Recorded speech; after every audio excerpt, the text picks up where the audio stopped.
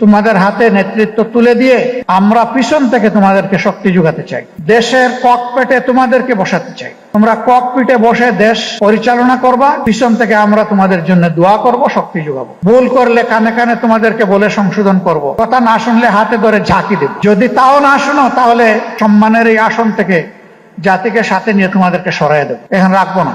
তোমাদেরকে সেইভাবেই প্রস্তুত হতে হবে। আমি গভীরভাবে বিশ্বাস করি তোমরা পারবা ইনশাআল্লাহ।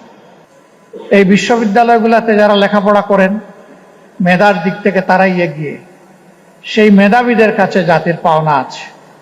সেই পাওনাটুকু তারা দেবেন, এটা আমরা আশা করি। কি হবে এই ক্যাম্পাসগুলো? আমাকে কেউ জিজ্ঞেস করলে আমি বলি, এই ক্যাম্পাসগুলো নতুন নেতৃত্বের হাতে এমনভাবে গড়ে উঠবে, পরিচালিত হবে। সমাজের যে স্লোগান আমরা পরিবর্তন চাই, সমাজের যে স্লোগান আমরা নতুন বাংলাদেশ চাই, এখানে পরিবর্তনও পাওয়া যাবে, নতুন বাংলাদেশের মানচিত্রও দেখা যাবে। কাজে এই ছাত্র প্রতিনিধি বন্ধু এবং বোনেরা, এটা মনে করার কোনো কারণ নেই যে শুধু ক্যাম্পাসের মধ্যেই দায়িত্ব সীমাবদ্ধ। বরঞ্চ গোটা জাতির স্বপ্ন সারথি, এই স্বপ্নকে ধারণও করতে হবে, আবার স্বপ্নকে বাস্তবে রূপ দিতে হবে।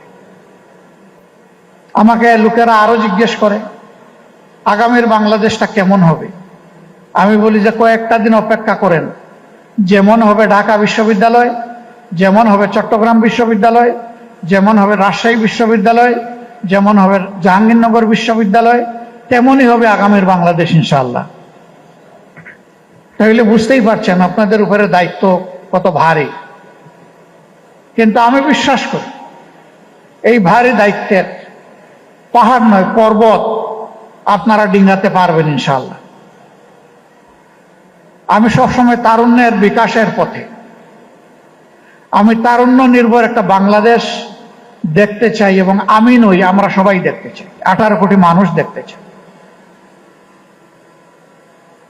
এই তরুণরা আগামীর বাংলাদেশ কিভাবে গড়বে তার রিহার্সাল হচ্ছে এখনকার ছাত্র সংসদের মাধ্যমে। আমি বাড়তি 3টা জিনিস আশা করব ভেরি স্পেসিফিক্যালি। নাম্বার 1, প্রত্যেকটা বিশ্ববিদ্যালয়কে সেন্টার অফ একাডেমিক এক্সিলেন্স হিসাবে গড়ে তোলার জন্য ফার্স্ট প্রায়োরিটি হওয়া উচিত এই ছাত্র সংসদগুলোর। এর সাথে অবভিয়াসলি শুধু বই খাতা মেলে পড়বো আর ক্লাসের একটা লেকচার আমি শুনবো দেখবো, বিষয়টা তা না। বিশ্ববিদ্যালয়গুলো তো মূলত হচ্ছে গবেষণার কেন্দ্রবিন্দু। আফসোস এখন গবেষণা উবে গেছে, যার কারণে হাজার বিশ্ববিদ্যালয়ের তালিকায় আমরা নাই। আমরা চাই এই দুয়ারটা খুলে দেওয়ার পথে প্রত্যেকটি ছাত্র সংসদ অগ্রণী ভূমিকা পালন করুক। এটি হোক তাদের 1 নম্বর প্রায়োরিটি। এর সাথে শিক্ষার পরিবেশ নিশ্চিত করার জন্য যা দরকার ক্যাম্পাসে যতটুকু ম্যাক্সিমাম সামর্থ্য কুলায় সেই এফোর্টটাকে ম্যাক্সিমাইজ করা দরকার। নাম্বার 2, অতীতের কলুষিত ছাত্র রাজনীতিতে আমরা শুনতাম, আমরা দেখতাম ছাত্র সংসদে যারা নির্বাচিত হন তারা বিশ্ববিদ্যালয় এবং কলেজগুলার বিভিন্ন উন্নয়নমূলক কর্মকাণ্ডে তারা জড়ায় পড়েন, তারা অংশ বসান, অসৎ উপায়ে রুজি করেন। আমরা সততার পরীক্ষায় এই ছাত্র সংসদগুলোকে শতভাগ উন্নীত দেখতে চাই। এখানে 1% কোনো ফেইলিওর এই জাতি দেখতে চায় না। কারণ ইতিমধ্যে যুবকদের নিয়ে জাতির যে অ্যাসপিরেশন তৈরি হয়েছিল, কারো কারো ভুলের কারণে সেই জায়গায় ভাটা পড়েছে। আমি চাই সেই ভাটার জোয়ার এই ছাত্র সংসদগুলোর মাধ্যমে ফিরে আসুক। তারা যেন প্রমাণ করে যে না, কয়েকজন মানুষের ব্যর্থতা মানে গোটা ছাত্র সমাজের ব্যর্থতা নয়, এটা আমরা মেনে নেব না।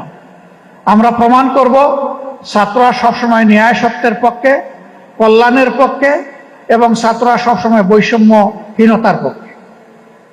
আমার 3 নম্বর প্রত্যাশা, একজন নাগরিক হিসাবে ভবিষ্যতের বৃহৎ নেতৃত্বের জন্য নিজেকে তৈরি করো। তোমাদের হাতে নেতৃত্ব তুলে দিয়ে আমরা পিছন থেকে তোমাদেরকে শক্তি যোগাতে চাই, দেশের ককপিটে তোমাদেরকে বসাতে চাই। তোমরা ককপিটে বসে দেশ পরিচালনা করবা, পিছন থেকে আমরা তোমাদের জন্য দোয়া করব, শক্তি যোগাবো। ভুল করলে কানে কানে তোমাদেরকে বলে সংশোধন করব, কথা না শুনলে হাতে ধরে ঝাঁকি দেব। যদি তাও না শোনো তাহলে সম্মানের এই আসন থেকে জাতিকে সাথে নিয়ে তোমাদেরকে সরাই দেব, এখন রাখবো না। তোমাদেরকে সেইভাবেই প্রস্তুত হতে হবে। আমি গভীরভাবে বিশ্বাস করি তোমরা পারবা ইনশাআল্লাহ। তোমরা পেরেছ। একটা পর্বত প্রমাণ একটা হস্তিকে তোমরা এই সমাজ থেকে তাড়াতে পেরেছ। তোমাদের নেতৃত্বেই সেটা সফল হয়েছে। তোমাদের নেতৃত্বে ইনশাআল্লাহ আগামী নতুন বাংলাদেশ, বেটার বাংলাদেশ গড়ে উঠবে, এটা আমাদের প্রত্যাশা। আরো কিছু স্পেসিফিক কথা আছে, সুযোগ পেলে এই বৃহৎ পরিবেশে নয় আরো কনসেন্ট্রেটেড এনভায়রনমেন্টে তোমাদেরকে বলার চেষ্টা করবো ইনশাআল্লাহ। আমি খুবই দুঃখিত, অনুষ্ঠানের সৌন্দর্যহানি ঘটিয়ে আমার বক্তব্যটা আগেই দিতে হলো, কারণ আমার একটা পাবলিক কমিটমেন্ট আছে। এটা ফুলফিল করার জন্য এখন আমাকে রওনা করতে হচ্ছে। এই আয়োজন কিন্তু এখানে শেষ হচ্ছে না, এরপরেও কন্টিনিউ করবে। সকলের কাছে বিনয়ী অনুরোধ, পুরো আয়োজন জুড়ে আপনারা আজকের আয়োজকদেরকে ইনশাল্লাহ সঙ্গ দেবেন। এখানে যতগুলা বক্তব্য আপনাদের সামনে পেশ করা হয়েছে, প্রত্যাশার পারটুকু নিশ্চয়ই আপনারা মাপতে পারছেন।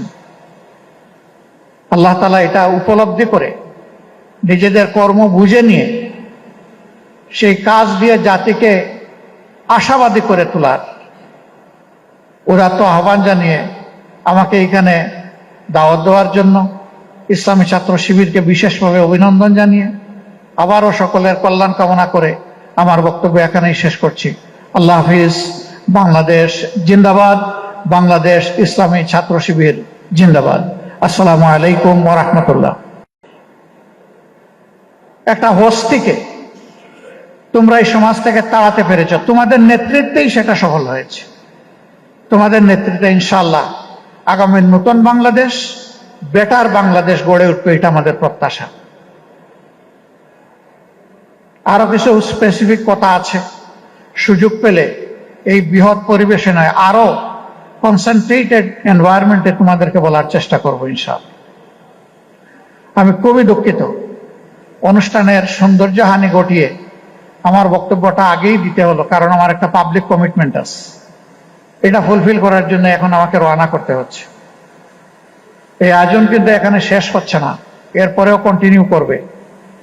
সকলের কাছে বিনয়ী অনুরোধ, পুরো আয়োজন জুড়ে আপনারা আজকের আয়োজকদেরকে ইনশাল্লাহ সঙ্গ দেবেন।